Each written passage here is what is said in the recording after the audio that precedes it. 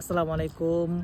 আগামীকাল আমাদের ইউকেতে ঈদ উল ফিতর এবং তার মানে হচ্ছে বাংলাদেশে ঈদ হচ্ছে পরশুদিন। তো আমার একটা কথা হচ্ছে যে ঈদ যদি কেউ সেলিব্রেট না করে তাহলে এটা গুনাহ হবে কিনা। কেন এই প্রসঙ্গটা আসছে? কারণ হচ্ছে অনেক সময় দেখা যায় যে অনেক ভাইয়েরাই, অনেক বন্ধুরাই ঈদের দিন ঘুমিয়ে কাটায়। এই ঘুমিয়ে সেলিব্রেট না করে, আনন্দ না করে, উৎসব না করে যদি কেউ থাকে তাহলে তার গুনাহ হবে কিনা এটি আলোচনার বিষয়।